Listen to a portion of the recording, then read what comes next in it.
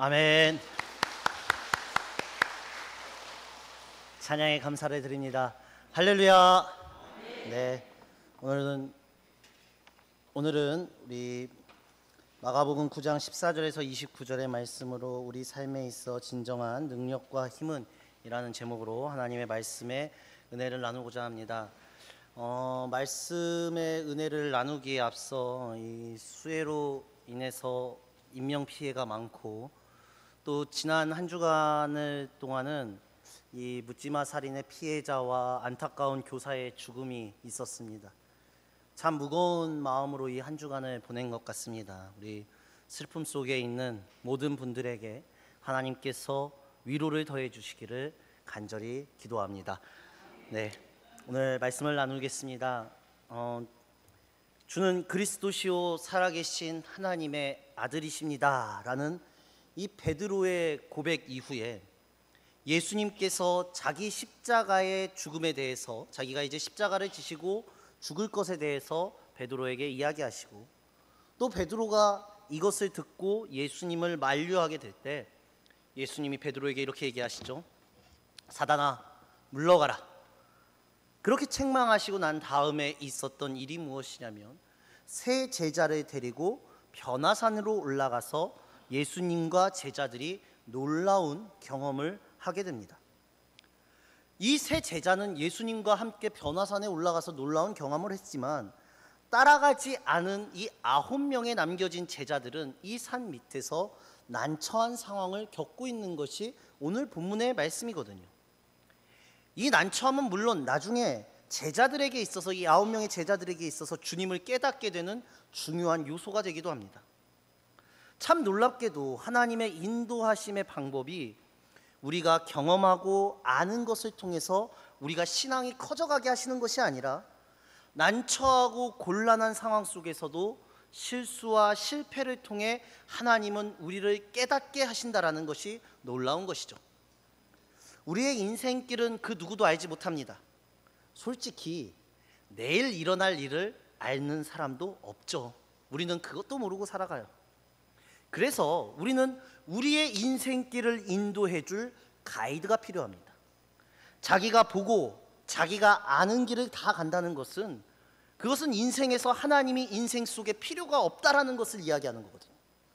그래서 하나님이 필요한 가장 큰 이유는 우리는 우리의 인생을 알지 못한다라는 것에 있다는 거예요.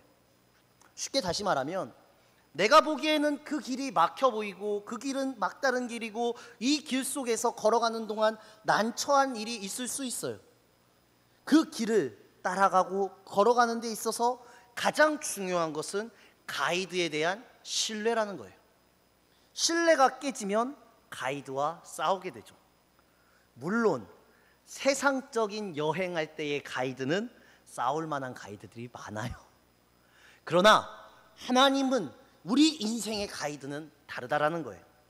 신앙생활을 하면서 어떠한 난처한 상황을 당했을 때, 내가 곤란한 상황을 당했을 때 여러분들이 먼저 점검하셔야 될 게 있는데, 그것이 무엇이냐면 가이드가 잘못한 것이 아니라, 가이드의 문제가 아니라 그 난처함과 그 곤란함이 어디에서 왔으며 그것이 무엇을 만들어내는지를 알고 그것을 겸허하게 받아들이며 그것을 모르고 만약 하나님과 부딪히기 시작했다면, 하나님에 대한 신뢰가 금이 가기 시작했다면 우리의 모든 신앙이 틀어질 수 있다는 걸 인지한다는 겁니다.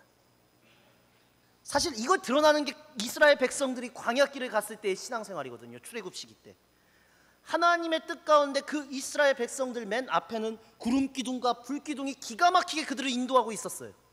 그러나 그들은 그 하나님의 기가 막힌 인도함도 마음에 들어하지 않았다는 거예요. 그 뜨거움이, 날씨의 뜨거움, 먹을 것에 대한 만나, 그리고 그런 식으로 물을 주시는 모든 방법들, 길과 먹을 것의 하나님의 방법들이 마음에 들지 않았던 게 이스라엘 백성들이에요. 그런데 이것에 우리의 문제가 있다는 겁니다. 제가 설교 중에 예화를 잘 안 드는데 한 가지 예화를 드리려고 합니다. 어느 크리스천 성도 결혼식에서 있었던 일이라고 합니다. 신랑과 신부 측 가족이 다 교회를 다니고 있어서 그 결혼식을 교회식으로, 기독교 예식으로 결혼식을 진행했다고 해요. 그런데 이 기독교 예식의 사회자는 남편이 될 신랑 측 친구가 사회를 봤는데 이 친구가 교회를 안 다녀서 교회의 섭리를 잘 모르는 거예요. 그런데 이 사회자가 당시에 결혼의 축사를 대독해서 읽어주는 시간이 있었던 것입니다. 그 축사의 맨 앞에 신부에게 이렇게 이 말씀을 읽어달라고 써 있었다고 해요. 요한일서 4장 18절을 읽어주십시오. 그래서 사회자는 얼른 성경 구절을 찾아서 읽어줘야 되기 때문에 사회자가 성경을 찾기 시작합니다. 근데 교회를 잘 모르니까 사회자가 이런 거예요. 요한 4장 18절을 읽어드리겠습니다 하면서 이 사회자가 요한복음 4장 18절을 찾아 읽기 시작했어요. 요한일서 4장이 아니라. 원래 요한일서 4장 18절은 이와 같습니다. 사랑 안에 두려움이 없고 온전한 사랑이 두려움을 내쫓나니. 그런데 교회의 섭리를 모르는 이 사회자가 요한일서가 아닌 요한복음 4장 18절을 신부에게 자신 있게 읽게 됩니다. 요한복음 4장 18절은 이렇게 쓰여 있습니다. 너에게는 남편이 5 있었고 지금 있는 자도 내 남편이 아니니 내 말이 참되도다. 그날 분위기가, 결혼식 분위기가 급속도로 냉대게 된 거예요. 오늘 제자들이 굉장히 난처합니다. 왜냐? 제자들은 지금 말 못하고 듣지 못하는 귀신 들린 아이를 데려왔기 때문이에요. 이 아이는요, 어렸을 때부터 그런 아이였고 마태복음에 의하면 간질병과 같은 증상을 가졌던 사람이에요. 이 간질이라는 것은요, 당시 신이 인간에게 벌로 준 병이다라고 여겨지는 병이거든요. 막 거품을 물고 몸부림을 치는 거예요. 거기다가 누가복음에 보면 이 아이는 외아들이었다고까지 얘기를 해요.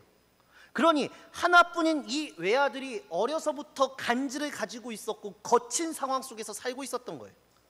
본문 20절이 이렇게 얘기합니다. 이에 데리고 오니 귀신이 예수를 보고 곧 그 아이로 심히 경련을 일으키게 하는지라 그가 땅에 엎드러져 구르며 거품을 흘리더라 라고 얘기합니다. 심지어 예수님을 보고도 귀신이 겁을 먹어야 하는데 오늘 본문 20절을 보면은 예수님을 보고 더 경련을 심하게 일으키는 거예요. 그리고 26절에 보니 귀신이 소리를 지르며 아이로 심히 경련을 일으키게 하고 나가니 그 아이가 죽은 것 같이 되어 많은 사람이 말하기를 죽었다 하나라고 얘기해요. 심지어 이 귀신은 나갈 때도 그냥 나가는 귀신이 아니었어요. 진짜 심한 귀신이 들어갔습니다. 보통 귀신이 아니에요. 그러니 이 부모의 입장에서는 예수님이 하신 일과 제자들의 이야기, 소문을 듣고 이제 이것을 고치고 싶어서 제자들 앞에 데리고 나온 거예요. 그러고 제자들에게 고쳐달라 한 겁니다. 예수님은 변화산에 올라가 계시니까. 그러면 여기서 질문이 있어요. 왜 제자들은 예수님이 오기를 기다리지 않았을까요? 예수님 올 때까지 기다리고 예수님한테 고쳐달라고 하면 됐을 거 아니에요. 왜냐하면 이 제자들이 전에 병 고치는 기적을 행했었거든요. 고쳐본 거예요, 제자들이. 12 제자를 주님께서 파송하시면서 파송되어 둘씩 짝지어서 파송되어 갔을 때 귀신을 내쫓았고 권능을 행했고 그들이 분명히 그런 기적들을 행했었거든요. 경험해 봤어요.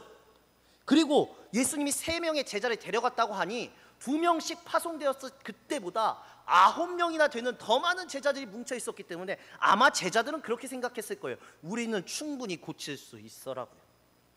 그래서 자신들이 고치려고 한 거예요. 그런데 문제가 이거라는 거예요. 문제가 예수님이 내려오실 때 이들에게 변론이 시작됩니다. 14절 말씀, 오늘 본문의 14절입니다. 우리 다 함께 읽겠습니다. 시작. 이에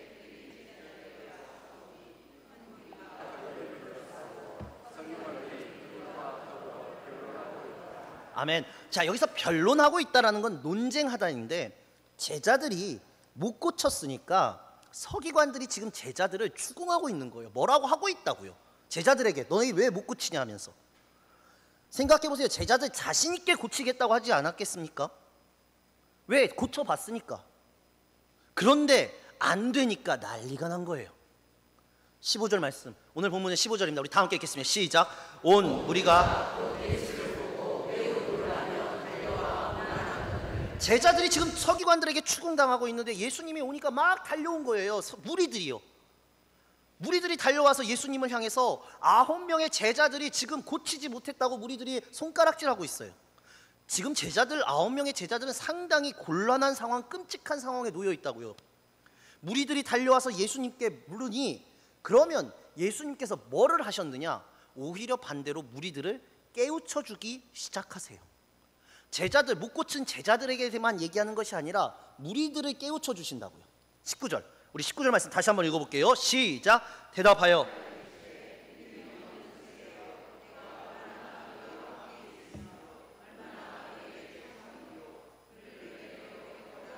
아멘. 자, 보세요. 믿음이 없는 세대요. 하나님에 대해, 진리에 대해 관심도 없고 아무것도 못하는 모든 세대를 예수님은 지적하고 계시는 거예요. 제자들이 귀신을 왜 못 쫓아나요? 이거는요, 귀신을 쫓고 말고의 문제가 아니라 믿음의 문제라고 예수님은 얘기하는 거예요. 믿음. 여러분, 제자들이 그러면 믿음이 없었나요?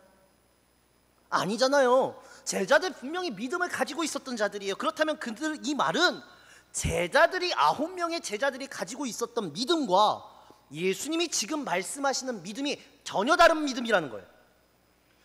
다시 말씀드려서 우리가 생각하고 말하는 믿음과 예수님이 말하는 믿음이 차이가 있다고요, 여러분. 근데 이게 문제예요.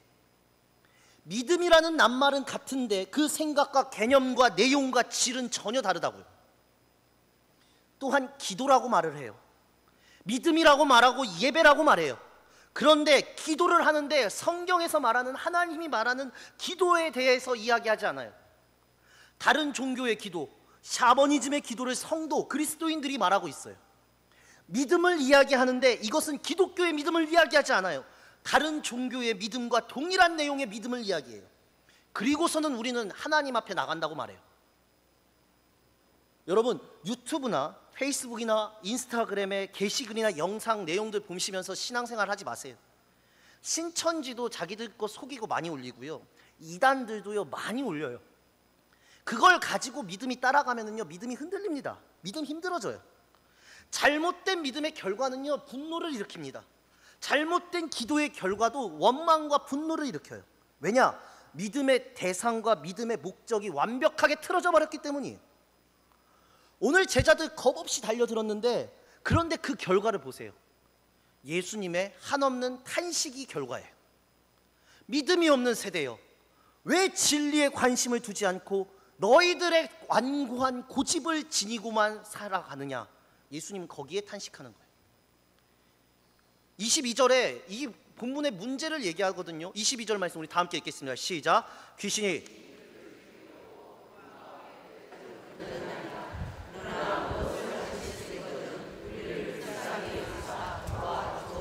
아멘. 자, 이 문제가 오늘 본문에서 가장 큰 핵심인데 이 문제를 풀고 가셔야 돼요. 예수님은 지금 귀신을 쫓아낸 거나 내지 못하는 게 문제가 아니라 어떤 게 문제라고 얘기하냐면, 여러분, 귀신을 만약에 쫓아냈다고 생각해 봅시다. 제자들이. 그럼 어떤 일이 벌어질까요?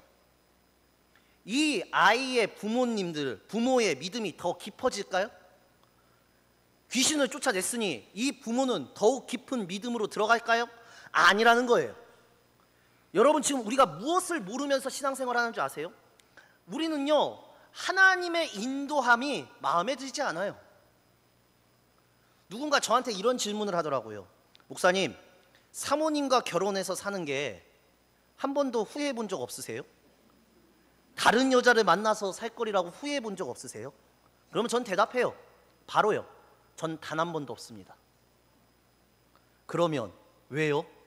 사모가 너무 좋고, 사모가 너무 예쁘고, 사모가 너무 편해서요? 아니요! 이거 사모가 듣고 있을 것 같아서 좀 마음에 걸리는데, 1볼 때는 정말 자신감 있게 얘기했는데, 하나님께서 저에게 붙여준 가장 큰 천적이 사모예요. 손아람을 잡고 손아람을 타락하지 못하게 하는 집안의 파수꾼이 사모예요. 그런데 제가 왜 후회하지 않는다고 말하는 줄 아세요? 하나님은 정확하시니까. 하나님은 정확하시니까. 저는 그걸 믿는 거예요. 우리 인생길에 하나님은요, 정확하세요. 내가 난처한 상황을 겪어도 하나님은 정확하신 분인 거예요.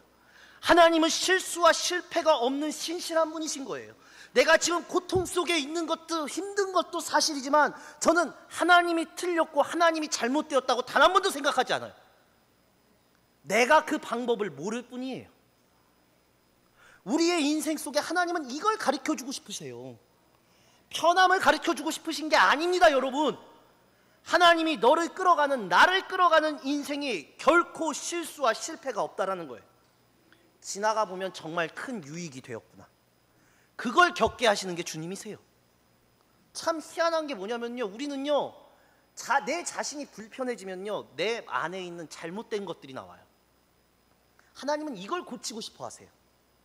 아이가 귀신 들린 게 아니라 무리들 중에 틀어지고 잘못된 믿음을 주님은 지금 고치고 싶어 하시는 거예요. 22절에 보면 이렇게 얘기해요. 무엇을 하실 수 있거든 이라고 얘기해요. 이게 무슨 말이냐면요, 긍정반 부정반이에요. 고칠 수 있거든, 아니면 못 고치더라도 고치는 행위를 할 수 있거든. 고치거나 말거나 긍정반 부정반이라고요. 이것을 두고 23절에 예수님께서 하신 말씀을 여러분 새겨들으시기 바랍니다. 같이 읽겠습니다. 시작. 예수께서 이르시되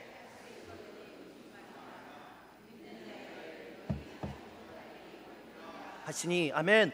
오늘 이 본문을 비춰보면 놀라운 게 있어요. 여러분 깨달으셔야 됩니다. 오늘 분명히 우리가 깨달아야 될 게 뭐냐면 우리의 믿음이 우리의 한계를 만들어요. 나의 믿음이 나의 한계를 만든다고요. 한계가 있는 게 아니라 내가 믿는 만큼이 내 한계예요.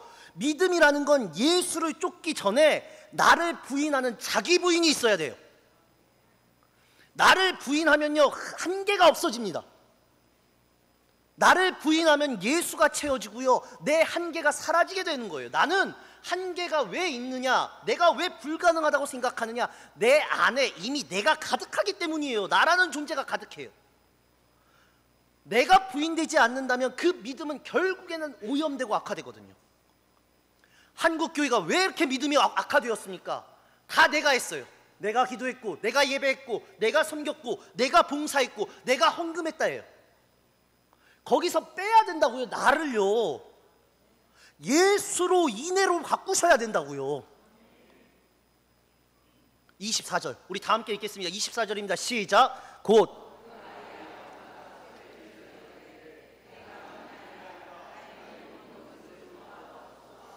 아멘. 우리 이 말씀 너무 좋아해요. 뭔가 멋있어 보이는 말이야. 근데 여러분 깊게 한번 보십시다. 다시 한번 생각해 보세요. 믿는데 믿음이 없을 수 있어요? 믿는데 믿음이 없을 수 있냐고요? 우린 멋있어서 잘 쓰는 말인데요, 여러분 이거 참 이상한 말입니다. 그래서 이 관점을 가지고 이 말씀을 보면 뭐냐면 우리가 믿는데 라고 말하지만 결국엔 내 안에 한계, 나라는 존재가 가득 차 있다는 거예요. 그리고 나서 예수께서 귀신을 내쫓고 나고 돌아오니까 제자들이 물어요. 왜 자신들은 귀신을 내쫓지 못했냐고. 그때 예수님이 하시는 말씀을 보세요. 29절 우리 다 함께 읽겠습니다. 시작. 이르시되 기도 외에는 다른 것으로는 이런 종류가 나갈 수 없느니라 하시니라. 아멘. 자 여러분, 자 이 본문도 한번 보세요. 제자들은 기도 안 했을까요? 제자들 못 고친 이유를 물어요. 그러면 제자들이 기도 안 했을까요? 예수님 도와주시라고 말을 안 했을까요?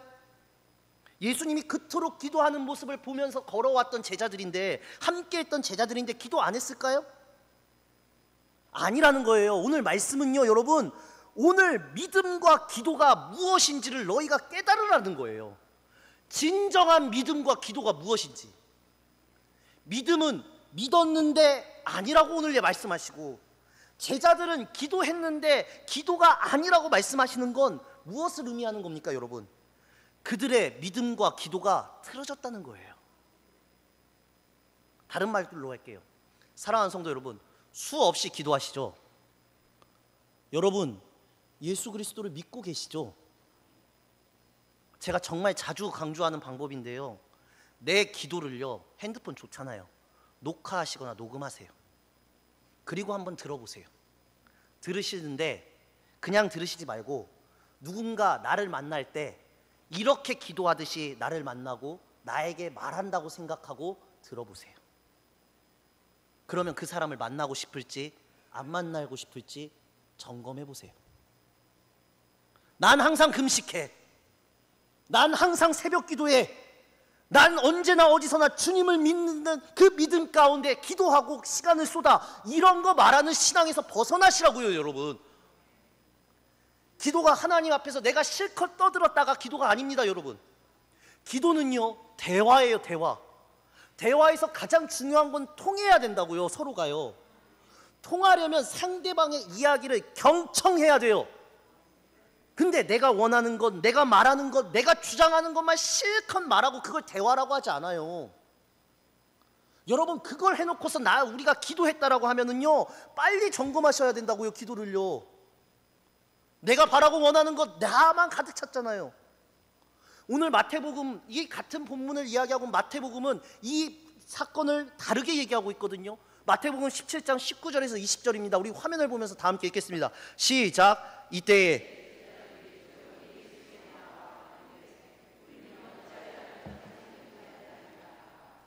이르시되 너희 믿음이 작은 까닭이라.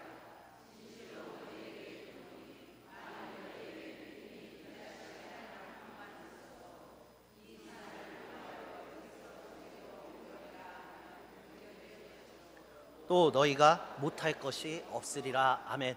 자, 보세요. 마태복음에서 뭐라 그러냐면 겨자씨 진짜 작은 믿음만 있어도 불가능을 가능케 하신다 그래요.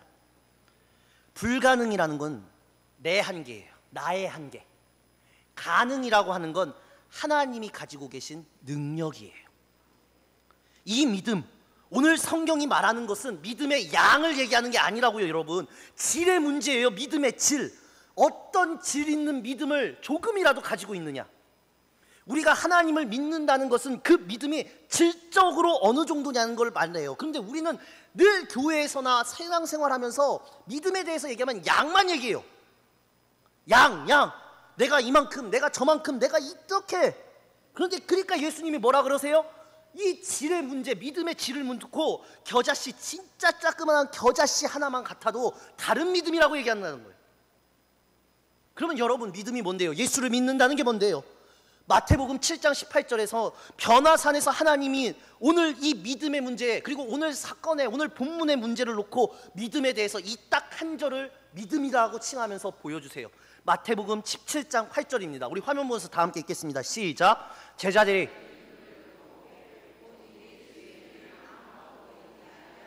아멘. 이게 하나님이 주시는 믿음의 해결입니다. 해답입니다.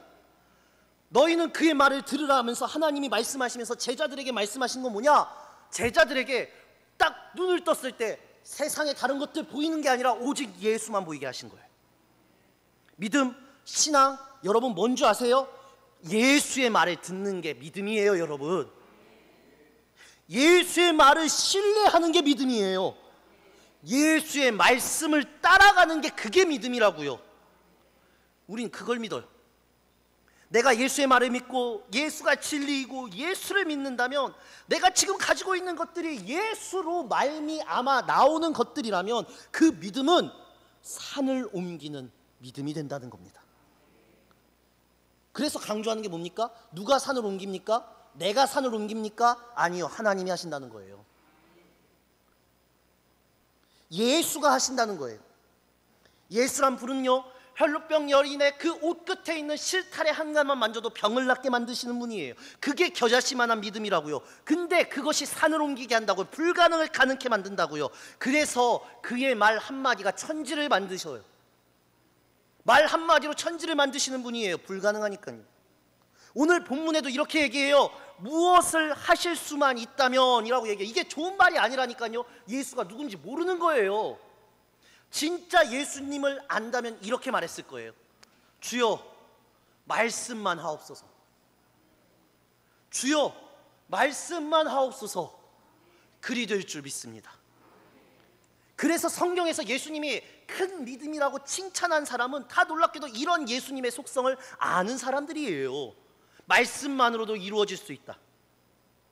그런데 오늘 29절 보십시오. 29절에 이렇게 얘기하죠. 우리 다시 한 번만 읽을까요? 시작. 이르시되 기도 외에는 다른 것 나갈 수 없느니라 하시니라. 아멘.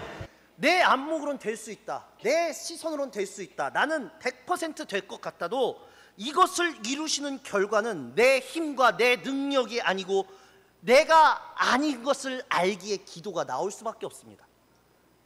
기도라는 게 뭡니까 여러분? 나는 주님을, 예수 그리스도를 믿습니다. 나는 예수 그리스도 당신이 필요합니다. 나는 하나님 앞에서만 살아갑니다. 그래서 믿는 자가 기도하지 않는 게 가장 큰 죄인 거예요. 왜?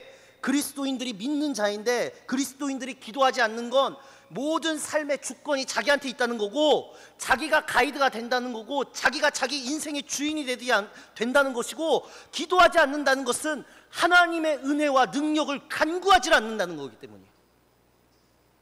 기도하지 않는 것, 자기의 능력과 자기의 지혜와 자기의 지식과 자식의 권력만을 따라가는 거예요. 자기를 부인해야 기도가 나오죠. 내가 살아야죠. 왜? 내가 부인되니까 내가 죽을 수밖에 없잖아요. 그러면 내가 살려면 어떻게 해요? 기도해야 될 수밖에 없는 거예요. 부인되니까.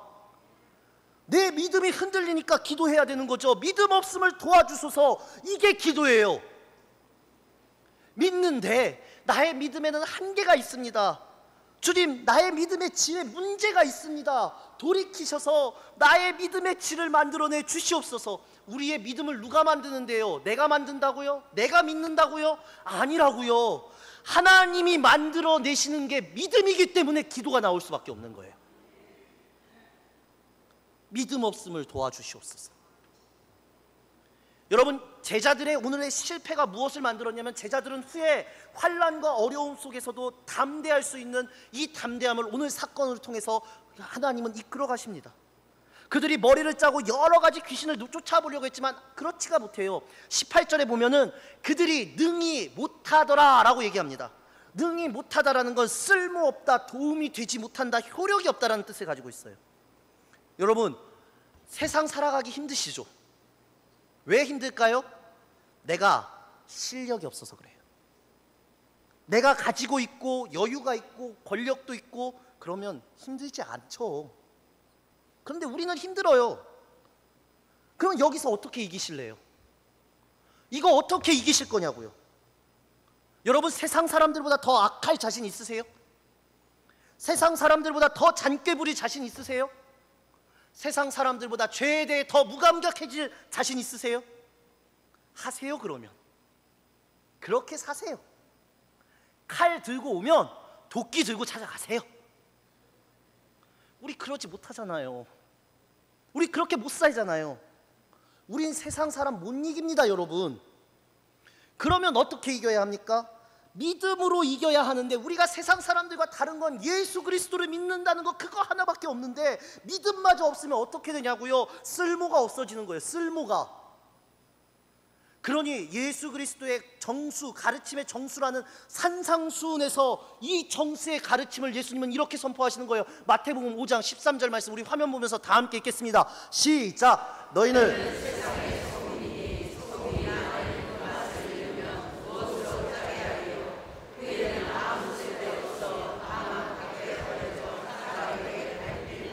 아멘. 우리가 어떻게 맛을 낼 수 있습니까? 그리스도인들이 어떻게 맛을 냅니까? 믿음밖에 없습니다, 여러분. 은혜 아니면 안 되고 하나님의 도움 아니면 안 되는 거예요. 그리스도인들은 주님으로 말미암아 그 빛과 맛을 내는 사람들이에요. 우리가 그 믿음이 사라지면 세상 사람들처럼 돼요. 세상 사람들과 같으면 세상의 열매를 맺을 수밖에 없는 거예요. 원망과 분노와 분쟁과 세상의 것들에 열매 맺을 수밖에 없어요. 그러나 우리는 세상 사람들처럼 악하게 하지 못해요. 여러분, 세상 사람들이 얼마나 악합니까? 요즘 뉴스 보세요. 모르는 사람 아무렇지 않게 찔려 죽이는 게 지금의 세상이에요. 길바닥 한복판에서 모르는 사람을 그냥 찔러 죽여도 아무렇지 않은 게 지금의 세상이라고요. 우리는 세상에선 정말 쓸모없는 존재가 되셔야 돼요. 제자들이 믿음을 잃었더니 그 속에서도 쓸데없는 존재가 되었어요. 그런데 믿음을 갖게 되었으니 세상 속에서도, 아니 그리스도의 삶 속에서 놀라운 주님의 은혜가 있는 사람으로 변화될 수 있었다라는 거예요. 왜 나는 도움이 되지 못할까? 왜 나는 쓸모가 없을까? 여러분, 돈으로? 물질로? 힘으로 어디까지 할 수 있다고 생각하십니까? 오직 믿음입니다. 우리는 믿음으로 예수를 믿고 살아감으로 세상에 보이고 증명해야 되는 존재예요. 그래야 쓸데있는 존재가 되고 산을 옮길 수 있는 믿음의 존재가 되고 세상 사람들이 모르는 방법으로 일할 수 있는 사람이 돼요. 그래서 그리스도인들이 믿음으로 굳건하게 서면 세상 사람들이 나를 보면서 이렇게 얘기합니다. 이야, 역시 다르구나. 저렇게 살아감으로 다른 은혜와 감격을 맛보며 다른 신의 일하심을 맛보면서 저 사람은 그래서 망하지 않는구나. 저 사람에겐 하나님이 진짜 살아계시는구나. 이게 우리가 들어야 할, 세상 사람들에게 들어야 할 믿음의 모습이라는 겁니다, 여러분. 그래서 우리의 가장 큰 기도는 주여, 내 믿음 없음을 도와주소서. 내 삶과 내 상황에서 무너질 때 믿음이 없어요. 하나님이 이 속에서 분명히 일하시고 행하실 것이라는 그것을 믿고 이 고통마저도 변화시킬 수 있는 믿음을 소유하시길 주님의 이름으로 간절히 소망합니다. 사랑하는 강진욱교회 성도 여러분, 내 능력이 아니라 날 가이드하고 날 인도해가는 예수가 신실하고 실수가 없다는 그 믿음 속에 살아가세요. 헛다리 짚지 마시고 그 믿음이 날 견디게 하고 날 밝게 하고 날 베풀게 하고 날 당당하게 만든다는 하나님의 일하심을 맛보시면서 살아가시라고요. 그게 유일한 하나님의 힘과 능력입니다. 우리가 이 믿음 없으면 우린 다 쓸모없는 존재가 돼버려요. 세상 것을 달라고 하지 마세요. 하나님의 것을 달라고 해주세요. 여러분들 오늘부터 여러분들의 기도가 바뀌시기를 주님의 이름으로 간절히 소망합니다. 세상 것, 내 것 달라는 게 아니라 하나님 믿음을 주시옵소서. 주여 믿음을 주시옵소서. 믿음에서 믿음으로 갈 수 있게 인도해 주시옵소서. 하나님이 기뻐하는 믿음, 세상을 움직이는 믿음, 세상의 빛과 소금이 되는 역할을 보이는 믿음, 그러한 믿음을 소유하시는 우리 강진욱교회의 모든 성도님들 되시길 주님의 이름으로 간절히 소망합니다. 기도하시겠습니다.